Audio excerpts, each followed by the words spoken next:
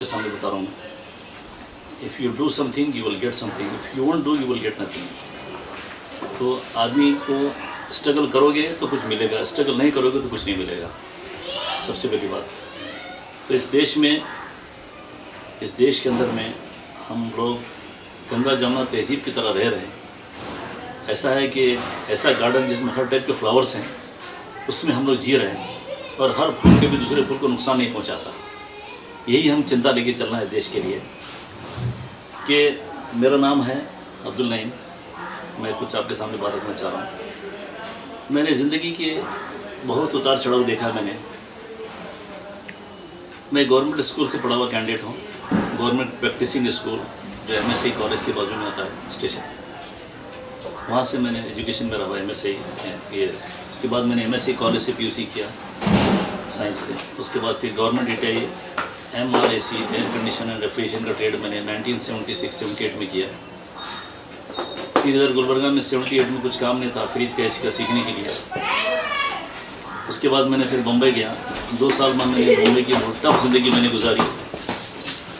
2 साल के बाद फिर मैं गुलबर्गा को रिटर्न आया। उसके बाद मेरा बाहर दोहा कतर जाने का फ़्लाइट तैयार हो गया। मैंने कतर स्टील कंपनी, जो एक सबसे बड़ी कंपनी स्टील कंपनी, उसके अंदर मेरा सिलेक्शन हो गया। हॉटलाइन पर सिलेक्शन हुआ, मैंने किसी को एजेंट को 10 पैसे नहीं दिया मैंने। और फिर मेरी ज़िंदगी के मैंने 11 साल मैंने कतर में निकाला। फिर 1991 में जब वो वार शुरू हो गया, सद्दाम का वार शुरू हो गया इराक़ के ऊपर, मीटिंग बम्बाई शुरू हुई, तो मैंने अपने सोचा कि अब यहाँ के हालात ख़राब हो रहे, वापस आना चाहिए, तो मैंने रिज़ाइन करके वापस आ गया। तो 1991 से मैंने फिर रिटर्न आया अप्रैल में।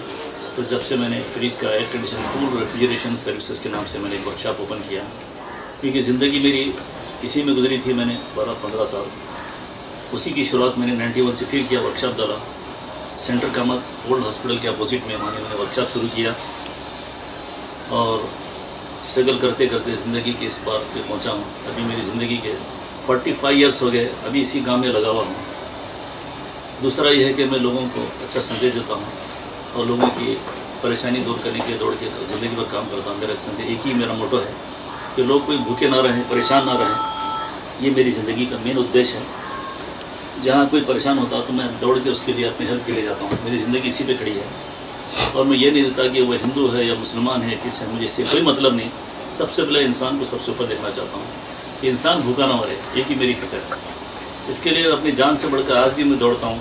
ये मेरा बिज़नेस है, बिज़नेस को छोड़कर भी मैं मार्केट में जाता हूँ। अगर कोई परेशान है उसकी परेशानी दूर करने, कहीं भी अपनी संस्था चला के उसके अमल देने के लिए, उसको ज़िंदगी गुजारने के लिए कोशिश करूँ। सबसे पहले ये है कि ये फ्रिज का एयर कंडीशनर काम मैं खुद करता था। अब करते करते के साल मेरी एज अभी 64 रनिंग चल रही है। ज़िंदगी के मैंने 45 ईयर्स इसी लाइन में गुजारा है, मेहनत करते करते। और यही करता हूँ कि हर किसी को मेरा ओपन संदेश ये है कि हर आदमी को मेहनत करना चाहिए। मेहनत के बगैर कोई फल हासिल होने वाला नहीं है। खामोश बैठ के जो है ना पैसे हम मिलने वाले नहीं हैं।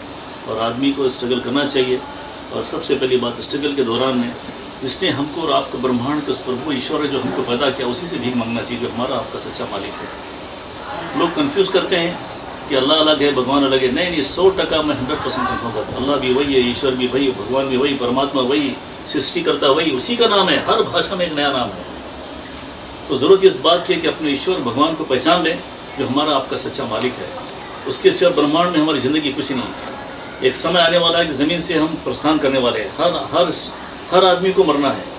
जैसे शरीर से आत्मा निकली, कहाँ जाएगी? परमात्मा के पास चले जाएगी। तो ज़रूरत बात है कि उस परमात्मा को ज़मीन पर दोस्ती कर लेंगे।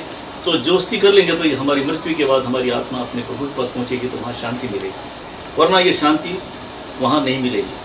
तो ज़रूरत इस बात की कि जब तक शरीर में जाने एक ईश्वर, एक अल्लाह, एक भगवान, एक परमात्मा की भक्ति पूजा करेंगे तो मन को शांति मिलेगी और ज़मीन पर भी शांति मिलेगी। मरने के बाद परलोक में जहाँ पहुँचेंगे ईश्वर के सामने, वहाँ भी हमको शांति मिलेगी। तो यही संदेश ऋषि मुनियों का था, यही संदेश पीर पैगम्बरों का था। हमने सबक को भूल गया। सुबह से शाम तक हम देखते हैं कि अन्नदाता का अन्न खाते हैं, लेकिन पूजा किसी और की करते हैं। क्या हालत होगी हमारी, देखिए आप। आकाश से बारिश का देने वाला वही प्रभु, वही ईश्वर, वही अल्लाह, वही भगवान। हवाओं का चलाने वाला ये, सूर्य बेड़क सूर्य की रोशनी देने वाला ये, भूमि उसी की, उसी ने हमको पैदा किया। हमारे माता पिता को उसने पैदा किया। इसका मतलब है कि वो हमारा अन्नदाता है। करना ये महापाप है कि ना? खुद बताइए। हम लोग क्या मुसलमान, क्या हिंदू, क्या क्रिश्चियन, सबके सब सच्चे मालिक का खाने की पूजा किसी और की कर रहे, उस प्रभु को, ईश्वर को हमने नाराज़ किया है।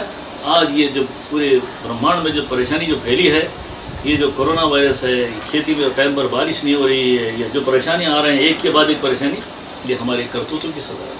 हमने उसको भूल गया, उसने हमको भूल गया। आज सबसे स्पष्ट संदेश देना चाहता हूँ, ऐ लोगों, ऐ मेरे बरादरान वतन, मेरे भाइयों, मेरे बहनों, मेरी माओ, आपको सबसे मेरा हाथ देकर निवेदन है कि अपने प्रभु, अपने ईश्वर को पहचान लो, जो हमारा आपका सच्चा मालिक है। इस ब्रह्मांड में उसके सिवा किसी को पूजना नहीं चाहिए, वही पूजने के लायक है, उसी को पूजना चाहिए।